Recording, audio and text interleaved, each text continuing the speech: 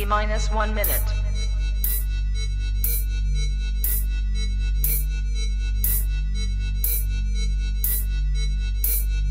T minus 50 seconds.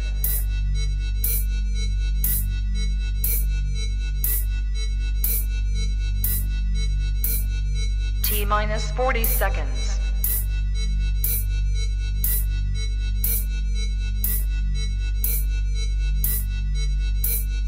T minus 30 seconds.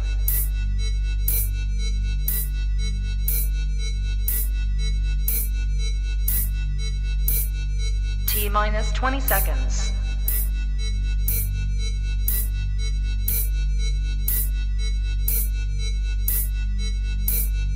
Ten, 9, 8, 7, 6, 5, 4, 3, 2, 1, 0. Rock the world, rock the world.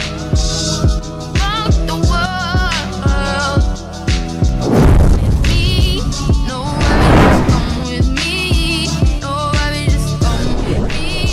No worries, just come with me.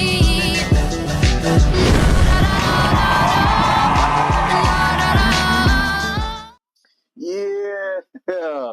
What's up? What's good? What's happening? Welcome to the King M.E live stream. I'm one half of the live stream king. Hey y'all, it's me, Michelle. How y'all doing? This is every Monday live stream that Michelle and I do, in which we share a real outlook on a healthy relationship. Real meaning relatable, Entertaining. accountable, And loving. and that's the I beautiful love part you, baby. about having a live stream. Is, sometimes a pimp will mess up, but you know what? We recover quickly over here. Yes. All right. Yes. So we're streaming across multiple platforms. Let's get the marketing stuff out the way. We're on Facebook, YouTube, and X right now, live streaming. We're also live streaming on Perry Productions' Facebook page. Salute to him and shout out to him Thank you. for letting us use his platform as well. If there's a like button on your platform, hit that like button. Otherwise, the Pookies and the Ray Rays of the world will win. All right? How does that sound? And be sure to share it. So like, comment, share. Always, standard stuff. Like, comment, share. How was your week? It was, but we here. We are But here. we're here. So that's what matters. Life be But we're lifing. here. Life be lifing. But we're here. The enemy be trying it. Mhm. Like, he be busy, but the good news about him is he only got the same bag of tricks. And my God is faithful. So I'm good. Okay. Now, last week we talked about dating and finances. Ooh. And how you have to make a certain amount of money in order to really live, essentially. Right. And how some people are out here broke dating, trying to make things happen. And today's live stream is going to be a little bit of a continuation of that. Mm-hmm. Because you came across actually this dating app that in order to be eligible. Wait. Let's wait. Let's give them a little thing. So if you missed us last week, then you missed the part where we said that as of right now, the average cost of a apartment is $2,000 per month. Mm-hmm. And if renters want you to have to earn 3 times as much as your rent, then that means you need to earn $6,000 and hopefully have absolutely no debt. You need to earn $6,000 a month, which equates to $72,000 a year. And the average salary, depending on the state that you live in, is probably around like 51-ish thousand, because here in Maryland, we were probably just at the 60s. I can't remember exactly where we were. But what we're going to talk about tonight, I want to get into it, but after we get deep. Oh, yeah. Of course. Let's get deep. I think you and I were on the same page. I was going to set up what we're talking about. Oh, because I thought you was about to say it. I was like, ooh. I was just going to set it up. But that was a nice setup too, baby. You did great. You did great. So we're going to get into Let's Get Deep. We are not sponsored by them yet. Yeah. Yes. But we do believe that this right here is a good icebreaker to get to know somebody, right? Yeah. I'd even say if I were to bring this out, or I showed up on a date and my date brought this out on a first date, to me, that would tell me that that's somebody that knows how to have fun. So we recommend this. They have 3 categories of questions, and Michelle's going to start us off with our first category, which is the icebreaker. The icebreaker. We can't do this one. And it's not that it's anything bad. We just can't do it. Yeah. So just so y'all know that we're not doing nothing shady. That's that play hide and go seek. We can't play hide and go seek right now. What was your first job? My first job is easy. My first job where I actually got paid a 1099 was at Applebee's for 2 days. Technically, that was my first job. But I worked for my uncle's recording studio, just not as an employee. He helped me as I was going through high school, and I would do, like I was a gopher essentially. Go for this, go for that, help schedule stuff. Sometimes I would open the studio, turn on the equipment and things like that. And he wanted me to focus on my school, and I was playing high school football at the time. So I supported him while doing that, and he supported me by paying me under the table. The statute of limitations is passed for the IRS, so I can say that. All right. Well, before I read let me answer. My first job, and tell me what this says about me as a person. My first job was Build-A-Bear Workshop.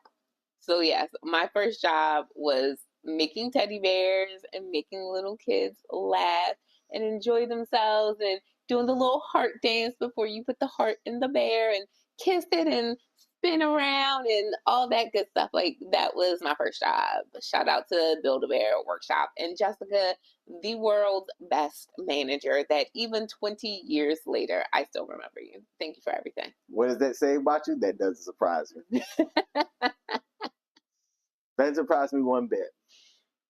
So you want to say something before we go to our next one? I was going to shout out those who are in the building. Shout out to Kendra over at Wileen Living for popping in. Thank you so much for visiting, for tuning in. To the best mod on the planet, Tarika. Hey, sis. Thank you so much for being here.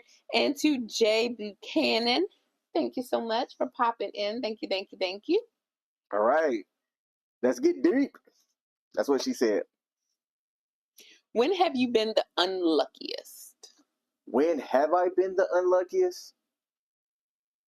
Ooh, that's tough for me to answer. I don't think I've ever had any supreme unlucky moments. I felt as though when I was in the Air Force, I was an enlisted aviator, and we had a scheduler that would assign the jobs or the locations that you would go to. And sometimes I felt like everybody else was getting all of the good trips and I wasn't. But when I zoomed out, I actually had my fair share of good trips as well. But I felt unlucky then because I'm like, man, I'm showing up at just the wrong time, or maybe I'm available at the wrong time to get all of the crappy stuff. But outside of that, after my divorce, life was just crazy for a bit. I take ownership of some of that, and that felt like a little bit of bad luck as well. Some of it, like I said, I caused, and others, it just seemed like circumstance. Like, who could have accounted for the fact that my landlord was bat-ish crazy? Right? You can't account for that. Those first couple of times when we met and talked and I went and saw her, she seemed normal. Even the other guy who was looking at the property at the same time as me, we even talked about that. I was like, hey, she seems cool. And then COVID happened 2 weeks later. So yeah, when COVID happened, other people could have been doing what they were in their place and was normal, unless you were Risa Tisa. But for me, I was just moving into a new place in an old home because it was what I could afford.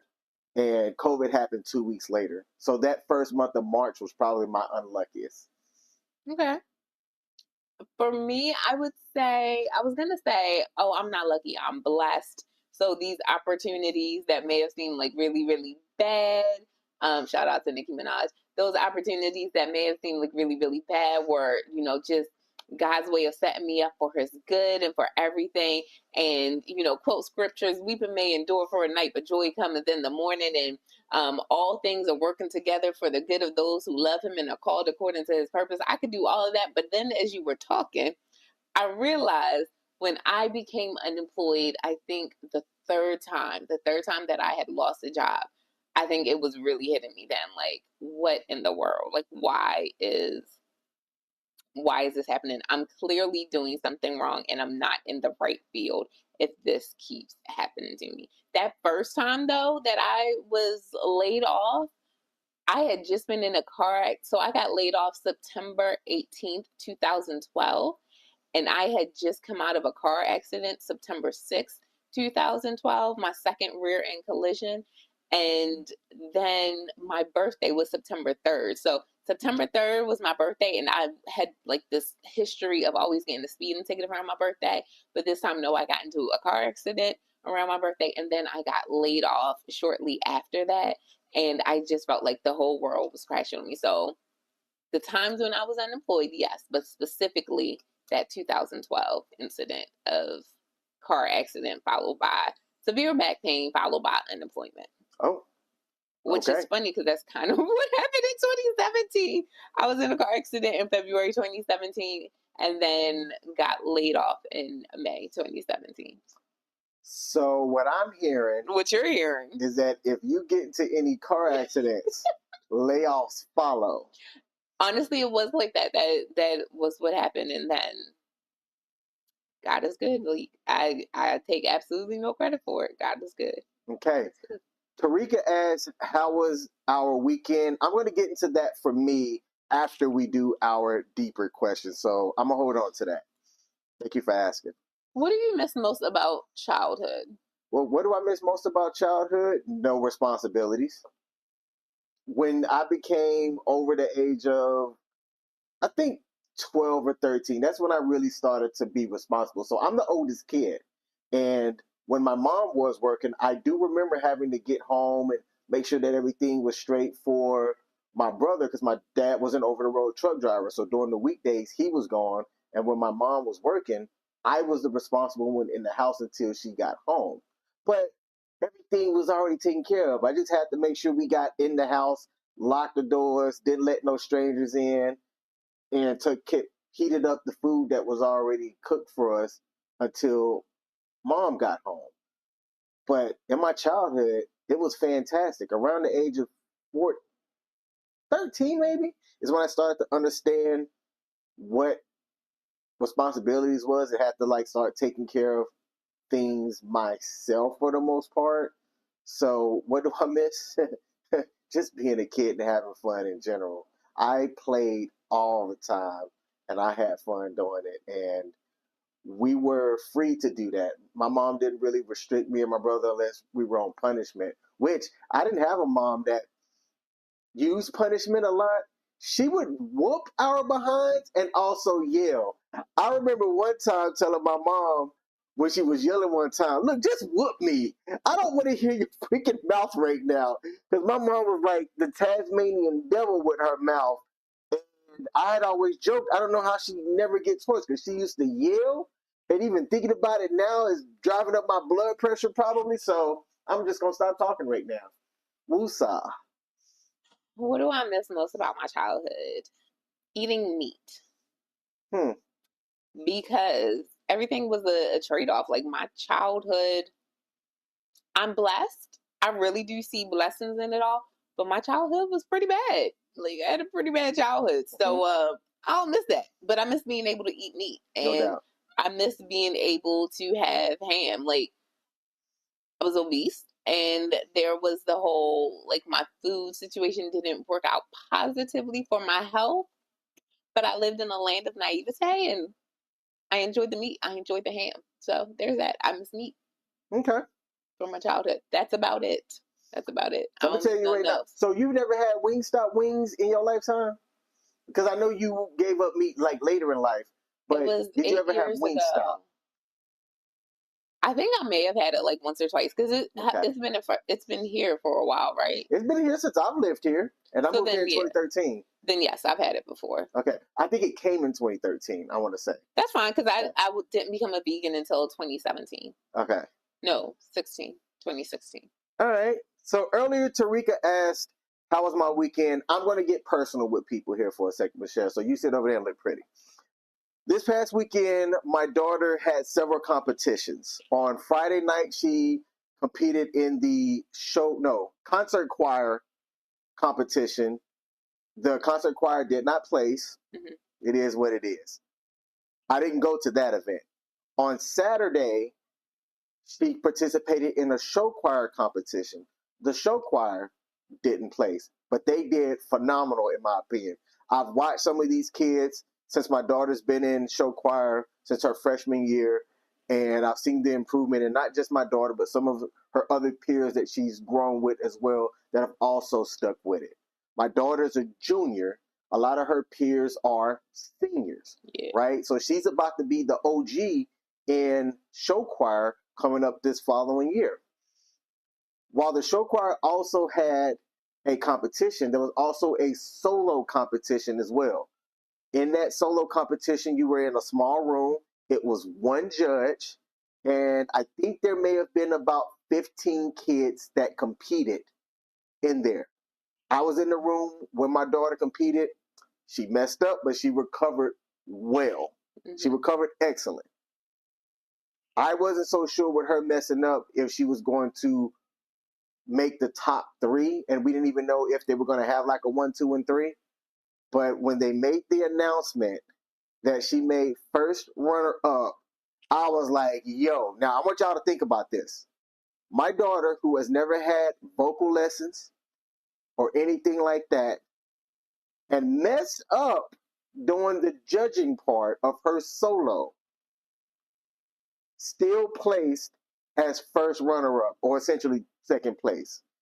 Now, the person who made and won grand champion, I wouldn't be surprised if we see that young lady on America's Got Talent here sometime. That lady had a gorgeous, beautiful voice. She was playing the guitar, and you can tell that she's been trained.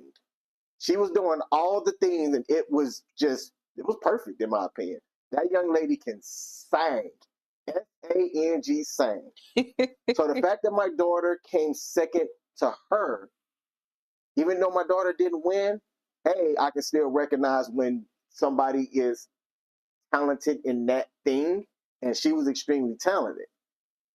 But for my daughter to have not had any lessons and still come in second from the field of kids who had competed, that made me proud.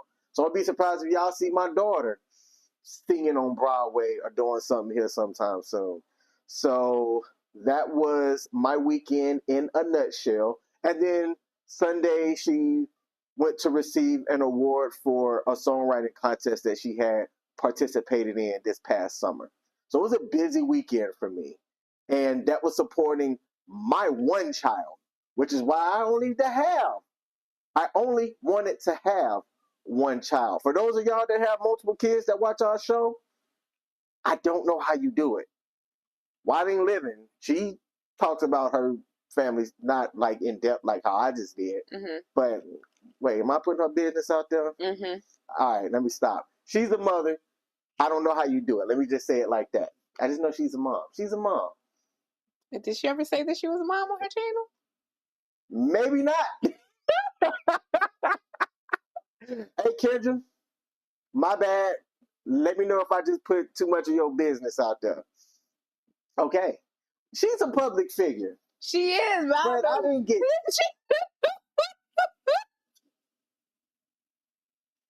I didn't get too deep. Ain't nobody ever know that though. But we still cool. We still business partners. So Are y'all? so Tarika, that was my weekend. Thank you for asking. And be on the lookout for Castle Smith.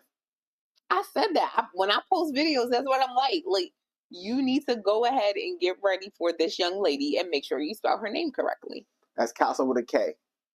So that's always what I say. That's always what I say. All Get right. ready for her.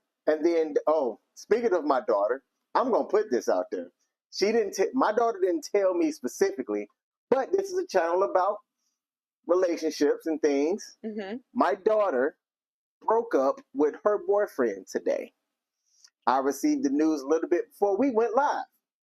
Now, my daughter didn't tell me, but her mother did. Her mother told us. Yeah. And it's good. It's a good thing. I love the kid, the guy who she was dating, the young man. He is a senior. And I guess his post-high school plans is to go places and do things. And logically, for me, I don't see how that would have worked out. And it's her first relationship. Mm-hmm. How many of y'all even know the names of the first person that you had a relationship with? I do too, but Just I don't communicate with that. Do you still communicate with the person that you had a first relationship with? Okay. Baltimore living. You know what I'm saying? Death would kind of prevent y'all from keeping in touch. Other than that, apparently all my exes know how to get at me. So, but me and my first relationship, I think we're connected on social media. We are. I see her stuff from time to time, but she never really comments on any of my stuff. Neither do mine. They just randomly send me a text message, apparently. Can we talk about that? We can talk about that. So somebody who Michelle met a little bit before her and I got introduced to each other reached out to her today. Maybe he watches the show, and that's how he knows. Then you saw my man, so why you texting me? Yeah. All right, so here's the story, guys. Yeah. Here's the story. So I'm chilling at King's house after work, and I am enjoying myself, having fun. Everything is all well and good. It's spam. Everything was all well and good. And then next thing you know, I get this text message, and it literally shows up as it's in my phone, which is do not answer, comma, the person's name. And I'm like, why? Like, I threw my phone, and King picked it up and he looked at it because this person is blocked from like making phone calls. So like the phone call didn't ring through to my phone, but the text message came through and I saw it and when it was showing up in like my little status bar, I threw my phone. King picked it up and started laughing. And I'm just like, this is ridiculous. So the question that he asked was, or not, it wasn't a question. It was something like, I hope your foot is healing. And he put a smiley face. And I'm like, I don't talk to this man. So you clearly saw that from one of my social media channels because all of my content is public. I made the intentional decision back in 2017 when I launched my ministry, which is God Happened to Me Ministry, to make my content public because I wanted to be able to tell the world about Jesus. Like, let's just be honest. I wanted to be able to tell the world about Jesus. So I made my stuff public, and to get that message, the first thing that ran through my head is which one of my social media platforms did he see this on? Because let me go block him. Like, why are you reaching out to me? And then the second thing was, if you saw content that said I had foot surgery, then you clearly saw content that said my man was taking care of me. So I don't need you to be asking how my foot is. That's a question for my man to ask, and my man only. Okay? That's a question for my man to ask. You can ask me how my foot is doing. Don't no other man need to be asking me how my foot is doing. Hey, what about your pastor? We made a joke yesterday about the boot. This is not a digress, I promise. So I'm still wearing the little post-surgical shoe. And yesterday, one of the ministers said to me, she was like, what are we passing around the boot? And I was like, that's funny because one of my pastors was in a boot earlier this year, like a similar shoe earlier this year on the left foot. So when she saw me in that, I was like, yes. I was like, so who got next? I was like, let me know. I'll go home and clean this boot off and have it all nice and spiffy and ready for you because one of y'all about to get this boot come next week. So, I mean, like, that's kind of different. But okay. Other than that. My bad. You need to worry about the woman that we found you in Maryland court case where, like, that's who you need to worry about, not me. Hey, fellas, look, fellas. I'm going to talk to the fellas for a second. This is an older gentleman, all right? 21 years my senior. Now, I like older men. Part of what we're going to talk about today is a reflection of a lot of different things when it comes to dating. Finances is one of them. Maryland is one of those states that allow you to do a Maryland court search. So if you've had any cases against you in civil and criminal court, it comes up. Public record. I can understand people having a past. Your past shouldn't follow you into the future, but you should really work on your life and the things that you have going on instead of dating if you can't do things like pay your rent. I'm just going to say it that way. Homosexuals don't need to follow this advice because they just don't care. Hobo, H-O-B-O. Thank you for clearing that up if it sounded like I said something else. But it baffles me that there are men out here that just want to seem to just live life all willy-nilly. I don't see how people go through life without purpose. I don't understand. Unless their purpose is to FBGM, then that's one thing. If you don't know what that means, don't Google it. But if that's that person's mindset, what he wants to do, so be it. But stay away from people that aren't trying to get caught up in your BS, right? Imagine if he made more of an effort and you may not have seen what he was and got caught up emotionally before you saw the real him. I'm not saying that that's that's what would have happened, but that could have been a possibility. And then you would have found out the real person that he was, and he had. Again, you don't use your past to judge a person's present, but I use the past as an indication of how you may make present decisions in life. I agree with that 100%. One of the biggest red flags that pointed out his narcissism and his gaslighting was the fact that he would always say to me, like, you're too good for me. I have learned from previous relationships that if someone is constantly saying to me that you're too good for me, there's an issue, there's a problem, that's a red flag, and you need to move on. That right there is getting clipped. That's a bar. I be dropping them bars. I think I accidentally blocked Restream Bot because I was trying to delete that one comment on my thing, and I think I accidentally blocked it, like on my phone, like on my account. But it's okay. So let's get into what we talking about today. You'll be fine. I think it just blocks that particular person. But it nobody... also blocked what Jay said too. Wait, Jay commented and said something earlier today. Yeah, he had said, "Hi, I can't see it on my phone anymore." Oh, I don't see it either. You messed up, Ron. No, like it was just me. Like this is from my account, so I think I blocked it. Oh, I'm saying I don't see his on YouTube either. It's right there. Oh, sorry. Oh, Jay Buchanan. I was thinking Jay. Oh, Jay Washington. Oh, no. Okay. Sorry. Where were we? Talking about today. Okay. So let me set it up for y'all. So if you don't know this already, I'm a business teacher, a high school business teacher here in the county in which we live. And every Friday we have what's known as Financial Friday. And I'll be honest, I pull content from Next Gen Personal Finance because they have ready-made teacher content. Like, I don't believe in reinventing the wheel.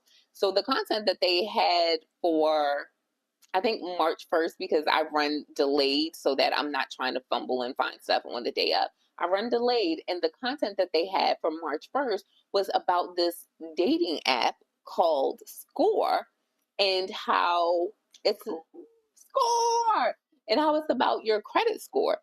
So in order for you to join this dating app, you have to have a credit score of a minimum of 675 in order to date. And it was this whole conversation that was around it. So I'm having this conversation with my students, and we're talking about credit score. We actually ended up having a day, our Financial Friday on last Friday was talking about credit score, what it means, all that good stuff. Having this whole conversation with them. And what I realized is that that's not a bad idea. Having a dating app that excludes people if your credit score isn't a certain amount is not a bad idea. Now, we had a lot of discussion around it, so I do want to give us time to be able to have that discussion, but that's the setup for it. It's a dating app called Score. It's very new. It just launched on Valentine's Day this month. This year. So we're talking about last month. New app called Score. It's for those who have a 675 or higher. And credit score ranges, for those who don't know, from 300 all the way to 850. So you got to have a 675 or better to be on this app. Okay. Now, we've talked about our finances on a very macro level. We haven't got down into the weeds, and we've said very publicly. Other way around. Micro. Macro's big macro. picture. You're right. Yes. Sorry. I don't know why I heard it. We've talked big picture, macro. We haven't gotten into the weeds, micro level. But we're going to. There's no reason for us to do it now because of how we're planning things out. Yeah. But we are going to sit down and have that very micro conversation in the future before we get to certain things. Now, you said that there was a minimum that you had to have to qualify for this app. Yes. I'm going to show you, not them, I'm going to show you my credit score. Do I qualify? You qualify. Okay, so I qualify. Now, we're dating. I just showed her my credit score. All right. Dun, dun, dun. Now, we're also in a committed monogamous relationship. Emphasis on monogamous. And one of the things that I would tell anybody out there, there's a couple of different things that you should put on the table before you decide to give somebody your time, energy, attention. And that is them panels. Go get tested. Go get that blood work. Show them papers to each other. Mm-hmm. All right? Unless it's online only, then you pull it up. Don't just, because, hey. Don't just be like, oh, no, it was good. Nah, baby, I want to see data. I want to see the data. Matter of fact, I want to see you log in. Yeah. And do it. Because you can't just do screenshots. No. I want to watch you log in, and then we both going to go and click on that there button to go get the results, and we both going to look at them together. Mm-hmm. There you go. And the other thing that you should see before you decide to commit to somebody like this is a credit score. Let me see what your credit score looking like. I don't have to know how much debt you in yet, but that should be a conversation. Because if you're going to come together and do life on any capacity, whether you putting a ring on it or you don't put a ring on it, if y'all are deciding to, I'm going to just, for joke purposes, say play house together. If y'all are going to play house together, then the finances are an integral part of how you do that life together, right? Right. Because of opportunities that could come up, how you want to choose to live, have fun, all of that jazz. The world revolves around currency. Mm-hmm. Opportunities in life does too. You just simply can't avoid that. So early in, you don't necessarily have to know the person's debt until y'all decide to get serious. But I would say knowing somebody's credit score, if you want to say, hey, let's take this to a different level than just us being whimsical in our relationship, you should know the person's credit score. If they're not willing to show you them papers and they're not willing to show you that credit score, move on. They've got to go. Don't even be like, well, she's perfect in this level, but she's just been apprehensive about her credit score, but I still want to commit to her. Why? If you can't trust someone, like, why? Why would you want to do that? You should see the amount of stuff that I see on Reddit that I'm shaking my head on because it's people giving people chances, and I'm reading red flag after red flag after red flag, and I'm like, what town do you live in? And that you have such a scarcity mindset that you think losing this person who has done X, Y, Z is like one of the worst things that can happen to you. Sometimes I don't even know if it's scarcity. Well, yes, a lot of scarcity mindset is in there, but I think it's also I don't think I can do better mindset that comes in there, and that causes people to stay in certain situations. That's synonymous to scarcity to me. Okay, that's fair. That's fair. Now, the score, do you think this type of dating app is a symptom or somebody that saw a need and decided to fill it? I think it's a symptom. I think it's a symptom of where we are, because we know that 50% of divorces end in, I'm sorry, 50% of marriages end in divorce. So we know that. And I think that because people, one of the leading reasons behind divorce is finances, I think people are kind of like, well, let's just skip all the other stuff. Let's skip the hoopla and let me find out the real nitty gritty about you. Let me find out what's really going on. I showed you my credit score earlier. And the one preface that I gave was, it looked like that because of them student loans. And then I was like, don't judge me because of them student loans, because they are above me now. Like, no, United States, ain't no way you finna be 22 trillion in debt coming at me about my student loans. Like, you need to handle your own business, baby. Handle your business and leave me alone. But, and then I'm looking at this like, this is what we're seeing. People aren't being honest. People are trying to do things. Shoot, maybe somebody saw that Reese Tisa special and was like, let me do this, because it was around the same time that all of that came out. But I think it's a symptom of where we are right now in society, that there is a high level of distrust. And there are so many dating apps that exist. Why not have an app that helps reduce the possibility of someone just trying to get with me to tank me and pull me down financially? Like, you can help me eliminate that one thing. So I support it. Side note, Bumble was created as a way to give women more power in who they select, because women have to be the one to initiate the conversation first. The new CEO is thinking about eliminating that altogether. It's funny because as my students and I were reading about SCORE, we were hearing some of the negative comments that other people have said, like not my students, but what other people have said. And one of the comments was that it's a form of elitism because people with low credit scores are typically people of color who haven't had equitable access to finances. And while I will agree that that may be true, that people of color have had inequitable access to financial resources and things along that line, including financial literacy, I will not dispute that. But what I will say is there are other apps that restrict you for other reasons. Like Black People Meet was literally in the name. It was for Black people to get together. The dating app BLK was also restricted. It was for Black people. Like, my students had to remind me of farmers own or farmers dating app or whatever, where it was literally for farmers to be able to come together. That would restrict the city slicker. Sorry, I had to say slitties. I had to say it. But that would restrict someone like that. So there are other restrictive apps that just lead to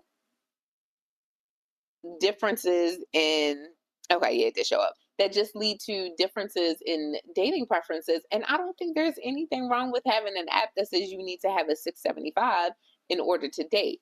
Some of the other things my students said was that with having a dating app like that, it doesn't necessarily, just because you have a high credit score doesn't mean you're a good person, which I will also agree to. You can have a high credit score and have no money. You can have a high, that just means that your debt to income ratio is low. You can have a high credit score, have no money. You can have a high credit score and be a horrible person. So you do have to use some other judgment when meeting that person. But for the most part, I got it. I think it's a good starting point. Yeah. I think it's a fantastic starting point, actually. I believe, now, this is funny because this is coming from somebody that shortly after my divorce, the credit score that you saw that I had that qualified me to be able to join now, I wouldn't have qualified in 2020. Look, you heard about my unemployment bouts. Actually, oddly enough, I had pretty high credit score when I was unemployed. Oddly enough.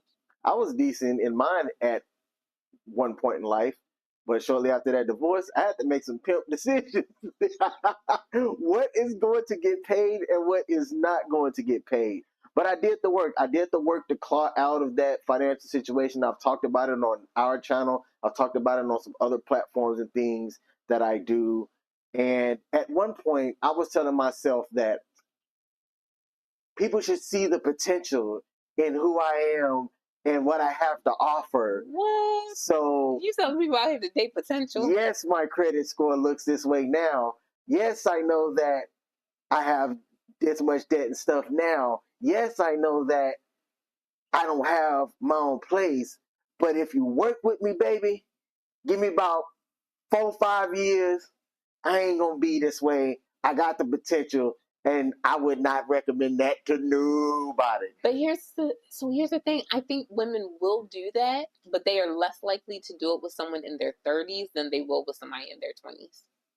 I feel like there's an age threshold that you cross where a woman is like, I'm not going to do that. Well, let's talk about it. Anthony O'Neill is a finance guy who used to work for Dave Ramsey. Yeah. I don't always agree with some of his stuff, but a lot of what he talks about is practical. He has talked about relationship stuff woven into finance. It's very similar to that book that you bought me. Thank you, by the way. See, she's buying me finance books and stuff. But I'm a business teacher. the book that talks about your mindset around how you spend money, how you view money, and things like that. And Anthony O'Neill had this fantastic video of how much you should have in your 401k by what age. Woo. And it was eye-opening for me because I can see where if I was 18 with the knowledge that I have now, even if my life still went the same, there are decisional checkpoints that could have occurred that if I would have had a different mindset and been smarter, I could be at 40 years old with $1 million 401k right now. But here's the inequity about that, inequitable part of that. We are living in a gig economy right now. That is what's driving us. People don't have a full-time job. They have multiple part-time jobs that they're using to be able to fund their lives. Most people don't have, like, while they may have money to survive and get through, and while, again, you can have good credit because you don't utilize credit and they're okay. So the credit that they have, maybe it's their cell phone bill, maybe it's their rent and utilities. Those things are all good. And because of that, they have a good credit score. They don't have money. Gig economy is not allowing us to be able to get that 401k. I don't know, babe. I think it's the circles that I run in. In the circles that I run in, those that don't, it's because of the choices that they've made. And see, I'm not thinking about people our age. Like, to be fair, I'm not thinking about 37, 38, 39-year-olds. I'm thinking about younger people.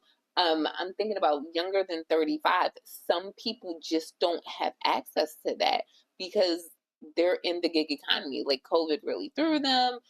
They're working in the gig economy, and that's how they're surviving. We see a lot of that when we look at our social media influencers. Social media doesn't give you a 401k for the stuff that you're doing. You do the work, you make the money. Hopefully you make some sound decisions along the way, but it's gig economy. This is just what it is. I'm a work, I get my money today, I live for it today. It's funny that we call it a gig economy because right now we're talking about economic systems in my class, and it reminds me a lot of a traditional economy in the sense that you get what you need for today and you don't worry about tomorrow. That's part of the problem. I'm not going to dispute you there. I'm just going to say that's kind of where we are with some of the young generation, some of this younger generation. I get it. And look, I relied on the gig economy to dig me out of the hole that I put myself in. I'm not knocking the gig economy, but what you just said was that you had the gig economy in addition to what you were doing. Yes. In addition to the job that was giving you the 401k. There's some people who are in the gig economy and that's it. There's nothing else giving them a 401k. Even my employer, like I have a pension. I'm a teacher. I have a pension, but I had to specifically go and seek elsewhere for that 401k. So my 401k, I just got it started probably about like a year ago now. But before that, I was paying into my pension. Now, knowing what you know now, just think back to when you were 18. Here's my specific story. When I was 18 in the military, they get you automatically set up for a retirement account. Okay. You don't have a choice. Anybody that's in the military now, it's different from when I joined because they changed the system, but there shouldn't be a reason why an 18-year-old that joins, or anybody that joins really at any age, come out of the military without something in a retirement account. Mm-hmm. Think what you want to think about a retirement account, how you think our government and our economy is going to be 30, 40 years from now. I believe that just socking away automatically should be something that everybody should do. You should pay your retirement account first, pay yourself first, ensure that you have whatever you need to have to pay off the rest of your bills after that. But I could have been in a position personally coming out of the military because I've always been in the workforce. I could have came out the military.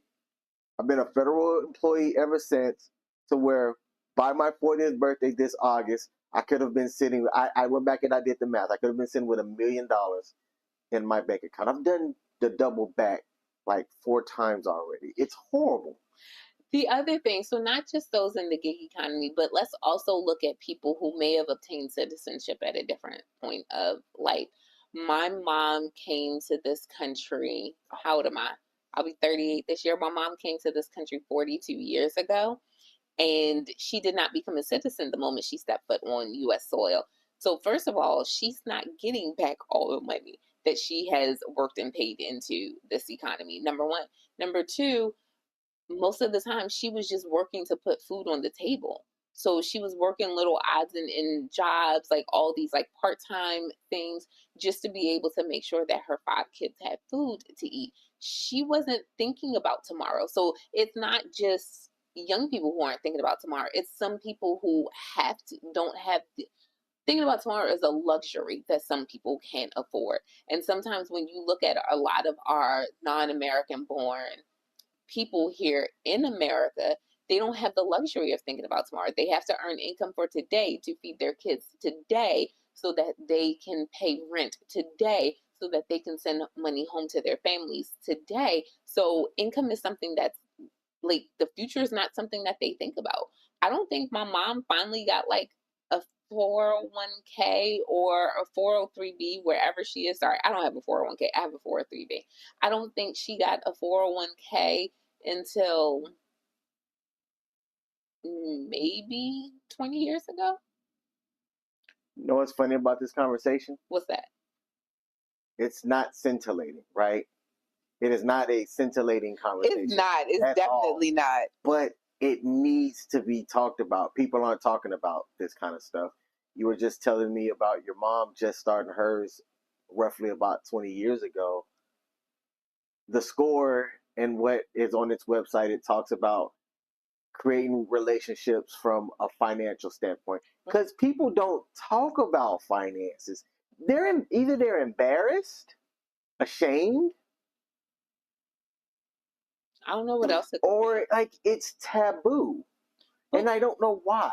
Why? I don't know why. So here's Why?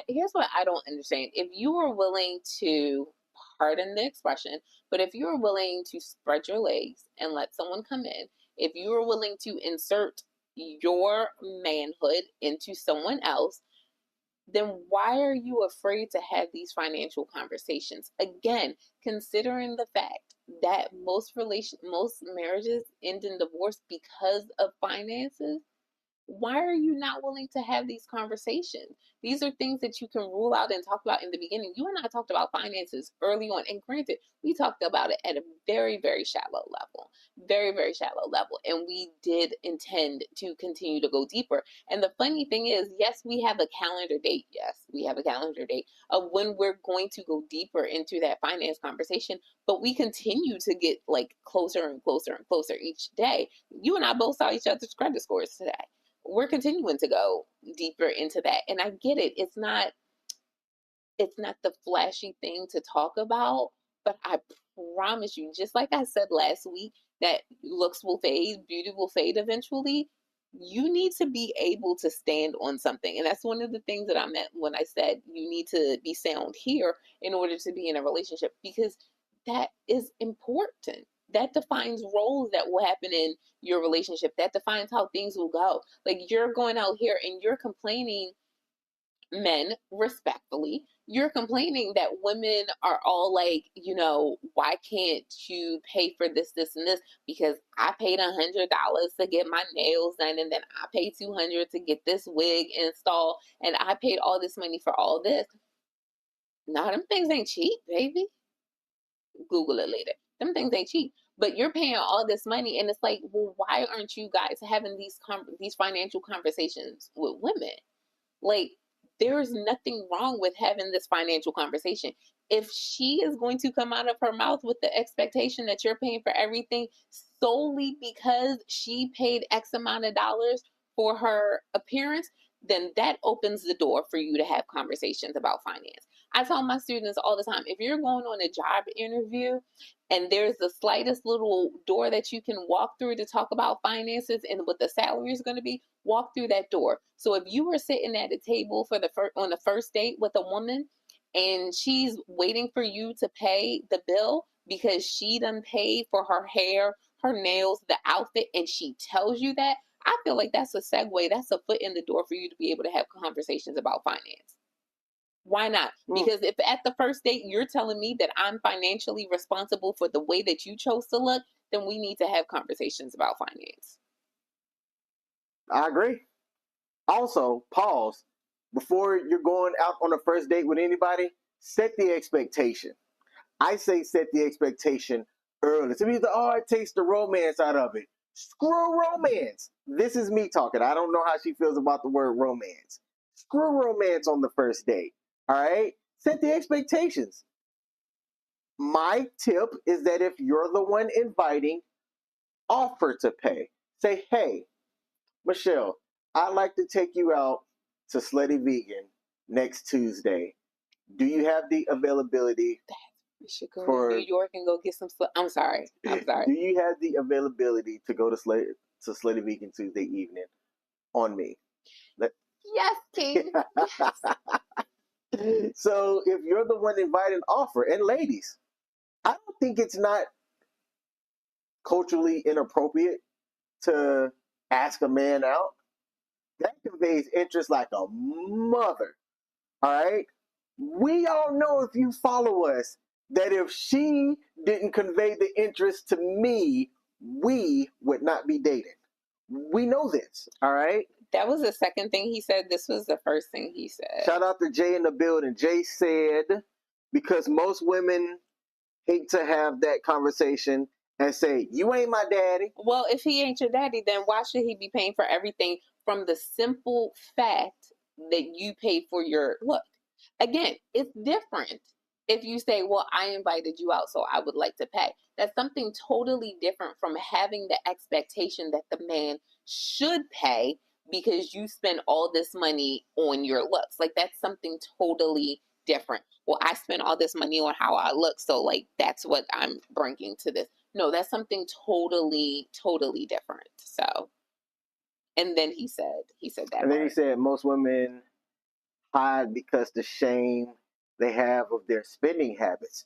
And that's something that's talked about among men's circles. Oh, okay. It seems as though if you look and you open your eyes, women are spenders. And they spend their stuff and they spend your stuff. I will say that in the people that I have known in my life, the women that I've known in my life, I haven't met those women. Thank goodness. I think I'm allergic to those women. I think I repel those type of women, right? That's not something that I'm on board with. I've seen women that do nothing but spend, and I've said in my life, I don't want that. I just don't want that. I'm not going to be busting my behind to have somebody spending all the money and not thinking about our future. That's something that I said early on in life when I was a young kid, a young teenager, that I will never be a part of because I saw it. I saw it in a lot of places. And in circles with men where we kind of talk and people are having issues It's either sexual incompatibility Hmm. or she's spending all our freaking money. Those are like the top two. And so that's why I'm saying if we get to the point where we can have these conversations on like a first date, something like that, we can skip all that. Mm. You can skip all that. You can skip the fact that you got a man who, 3 years into his relationship with a woman, asked her, asked her if she could cover the rent because he lost his job, and she said no. He recounted that he had spent $20,000. You can skip all that when you have these conversations about finance early on. Set these establishments and these rules like this is how it's going to go. I think, and I say this with love, I say this from the bottom of my heart. I think men, to an extent, are afraid of losing whatever immediate satisfaction or gratification that they could get from that woman. And that's why they don't want to have these conversations. And I know women don't want to do it because they're afraid to lose the comfort. Like if I have this conversation with you on the first date that I really don't have XYZ, then we're not going to go far. One of the beautiful things about us, even before we were dating, we had financial conversations. Yeah, we did. When we were just friends, we were having all these conversations. It's so weird because some stuff is not popping up on my thing, but I see it popping up there. All right, can you read it because it's not showing up on mine? It says you are military minded, but most in our culture are groomed by mother to provide and taught by older men to trick money to get sex and then move on. So King is military minded. King, like, there are people in my family who serve, but not immediately, not anyone that like I can just like call on today. I didn't grow up in the military mindset, but what I see now is I saw the path that led to, for the lack of a better term, damnation. And I'm just like, I don't want to go down that. Like, I want to make some changes. I look at my family now. You said you're the oldest. I'm the youngest in my family. And there are so many generational things that I see within my family that I'm like, even though I'm not having any kids, I don't want that to continue on. Like, I don't want my nieces to have that, or at least not one of them. So you and I know somebody that is on the app, and they gave us a little bit of background about it. Yeah. What I find that was interesting, and you might have talked about it earlier, you don't just because you have to have a minimum credit score, you don't see anybody else's credit score on the app. But just being on there says that you qualify to be on that joker based on your credit score. You create your profile. It was said that it's encouraged that you link your Instagram. And I believe that that's something that we're going to see. That's how I think that dating is going to change. I mean, it's happening now. Yeah. But I was about to say in 5 years, if you're not on Instagram or something like that, if Instagram's still a thing, which I don't think it's going anywhere anytime soon. Instagram is essentially, to me, Instagram is twofold. Instagram is a cheap OnlyFans because it's got people advertising, all right? And it's a site to meet people for hooking up.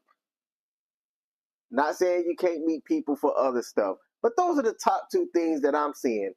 It's OF Light and a place to hook up. But my point in saying all of this is that I can envision and see a future in not just dating and relationships, but for employment sakes, that your social credit score is going to be just as important as all of these other factors on everything that we've talked about. If I'm looking at two candidates that I'm hiring for my job, and I can see one person's very outwardly LinkedIn and their Instagram and their Facebook, and there's this other person which they are like a ghost online. While their resume is impressive, I see nothing about them socially.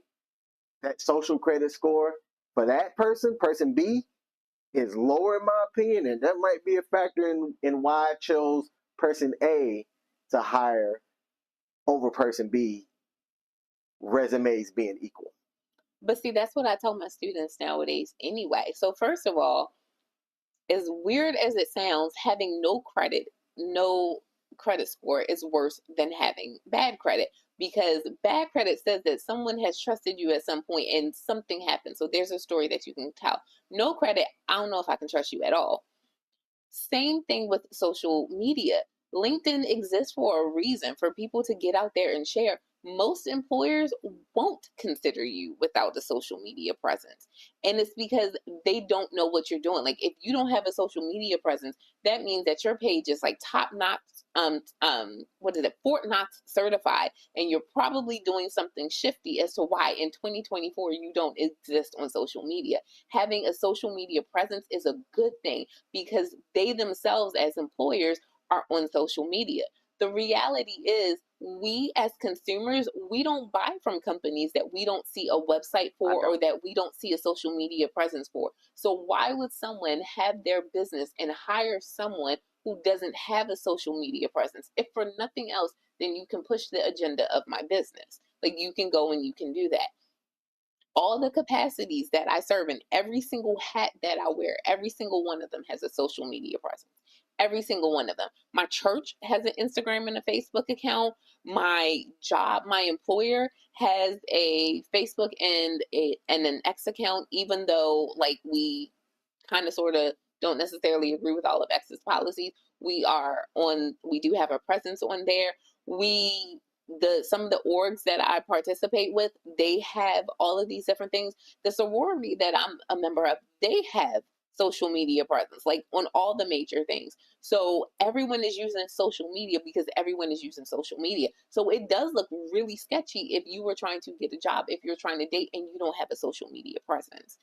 Honestly, going back to the story that we talked about earlier, that was one of the things that kind of gave me a red flag about that particular man. Because even though he was older, so one, you could say that his age has something to do with it. Something else that, caught me off guard was the fact that he didn't have a social media presence. It's weird. Like I told you, even though I typically do a Maryland court case search for any guy that I date, and it's coming more from a safety perspective than anything else, and that I didn't do that on you, I did kind of softly go look at your social media. I specifically went to Facebook because I think I knew you had a YouTube presence, but I softly gleaned over your Facebook profile because I do need to see something. Me seeing something tells me a little bit more about you, and I can get to know you better. Some of the guys that I had talked to prior to me meeting you, it didn't work out because they didn't have a social media presence. I need to see something. Jay said, what about Native Americans and people who don't want to deal with credit? I don't trust you. The end. Native Americans is different. That's very much different. That's a totally different situation. So we're going to put that on the side and say that gets treated differently. And then as a joke, if you have the capital to not deal with credit, where you at? Holla at me. How you doing? Holla at us. Oh man. Well, babe, it's past 8 o'clock. Oh my goodness, time is flying. Did we not cover anything that we talked about earlier that we wanted to make sure that we covered? No. I think we got everything. Yeah. To the person that is on the Score app, keep us posted. I don't know if you watch us live or not, but we did ask them to keep us posted. They made us aware that they signed up for the app and things like that. Keep us posted. Let us know how it goes. Report back so that we can let the people know if it's worth it or not.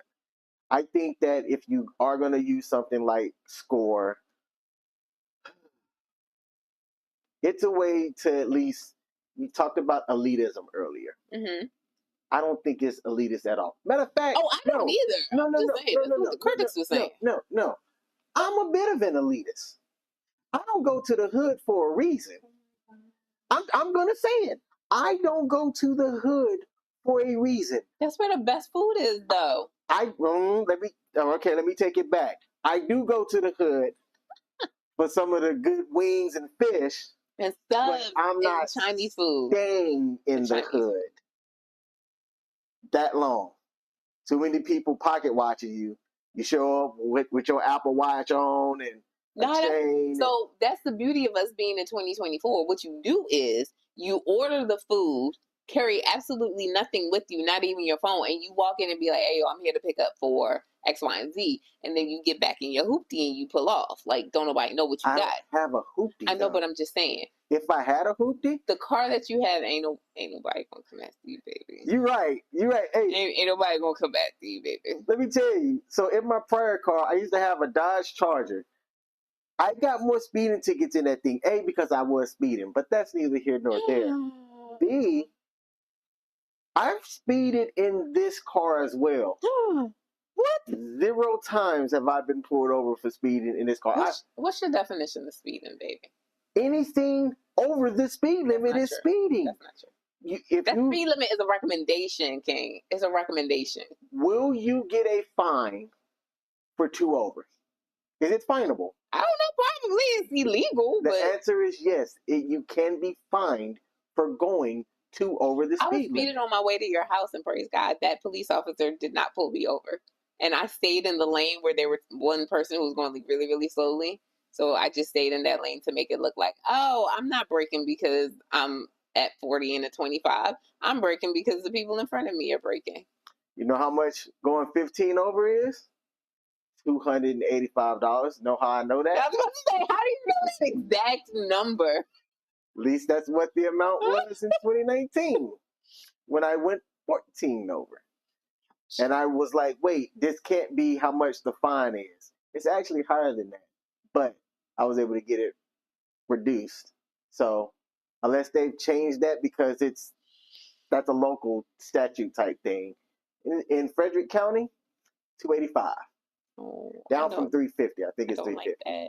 So when you're thinking about speeding the next time, I want you to think about when have you said? $350. When do you speed? That Dodge Charger. Barely. But I'm saying now you barely get 5 over, y'all. So I remember one of the first times I was driving King's car. I'm driving and I'm like, I'm gunning it. I don't even know where we were going, but I was driving your car and I was gunning it, and I kept hearing this beeping sound, and I'm like, what is that? What is that beeping sound? King was like, what was it? Waze. It was the Waze app. It was the Waze app. He has it set where if he is going 5 over the speed limit, it makes this. They try to get tickets. I paid over $2,000 in tickets. I'm not doing that again. And clearly, I was like 15 over because 15 over is the speed limit for me. And I'm 15 over, and I'm like, what is this beeping sound? Why is his car beeping at me? Because his car does vibrate if you shift lanes without signaling. So I'm like, I'm in my lane. It's because I'm more than 5 over the speed limit. I do want to talk about one thing before we close. Jay Washington over on YouTube said, I moved my entire time in the USA without using credit or even having bank accounts. My pawpaw drilled into us to avoid banks at all costs and never use credit. I think that a relationship can work, but you have to assimilate a little bit in some form or fashion with that. If you're going to be solo and you can survive yourself without a bank account and any type of credit score, then it's possible to work that for you. Mm-hmm. Where it becomes difficult is if you need a line of credit for something because you want to purchase a house and you don't have the capital for it. If you're looking at getting some type of loan for whatever reason. There are people that I know that they've never had a loan because they've never needed a loan. Yeah. They've paid cash for everything that they have, but they work their butt to get there and have that kind of lifestyle. I know a man that is 45 years old that has never had a credit card in his life. He owns the deed to his place because he bought it when he was like 20 in a neighborhood that was up and coming. Mm-hmm. But he paid cash for his house in Mississippi. It was possible. Owns his car outright, all of that. He doesn't finance anything. And I get that. And I look at it from a dating perspective and also from an employment perspective. If I worked at a bank. When working at a bank, you need to have some type of credit history. And it goes back to that bad credit looks better than no credit, because that no credit is kind of sketchy. Like, how have you been able to survive? Because the first thought is, you must be acquiring money illegally in order to do that. Like, there must be some illegal activity, whether true or not. That's the assumption that's coming. That's true. And in 2024, that is where it is. So if you don't have any type of digital footprint, if you don't have any type of credit score, unfortunately, people's minds will go south before they think, oh, you're just trying to stay off the grid. Like, that's not what people are going to think. It's why are you trying to stay off the grid? Like, what are you hiding? Are you real? Catfishing is a real thing. Assuming other people's identities is a real thing. So when you don't have history, it comes with more questions than, oh, you're fiscally responsible. Like, that's not where people's minds are going to go. Yep. Now, you and I have a trip coming up. We're either going north or we're going south, weather dependent. But we are going to be doing something. I'm looking forward to it. I don't know about you, but I am looking forward to it. And it'll be fun. I'm hoping it'll be fun either way. We have our plan A. But we have a good plan B. And we have a fantastic and a fire plan B as well if the weather knocks us out for our plan A. So for those of y'all that tuned in live, thank you. To the people on Perry Productions that watched us, shout out and salute to y'all as well. If there's a like button on your platform, again, hit that like button, share it on your platforms. We're talking about things that not a lot of people are talking about that should be talked about, because here at the King M.E show, we offer a real outlook on how you can have a healthy relationship. The R being relatable, entertaining, accountable, and loving. I didn't forget at that time. Wait, question. What color should I get my nails? I have a nail appointment on Thursday. So right now they're blue. Whatever color you see, it's a light blue. So light that I kind of thought it was purple for a while, but it may be blue. What color should I get my nails? I have this thing that when you go away from your color, I think you should come back to it if it's possible. So come back to purple. Get a hue of purple? Yes, ma'am. Darker, lighter? Darker. Ooh, that's dark like purple. That's on brand with your God Happen to Me stuff. Or somewhere closer to like your glasses. Well, can you pick it out for me? I will. Thank you. When's your appointment? Thursday. I got you. Thank you. That's why I said, can you pick it out? I'm also getting a pedicure, y'all. I wasn't going to say it on camera, so that's why I was just like, can you pick it out? Okay. Yep, I don't mind that one at all. I ain't getting no color on my feet, though. Nah, he don't get nothing. Not like Dwayne Wade. Yeah, I shouldn't have said that. All right, y'all. We'll be back next Monday at 7 p.m. U.S. Eastern. We're also on TikTok and Instagram as well. So be sure to subscribe to those channels as well, because we post stuff there that sometimes don't necessarily get to all the socials. Yeah. But they do see some love on TikTok and Instagram. And that's it. That's it. Last week you came to me, I'll come to you today. Ooh, bring me here. Bye, y'all. Bye.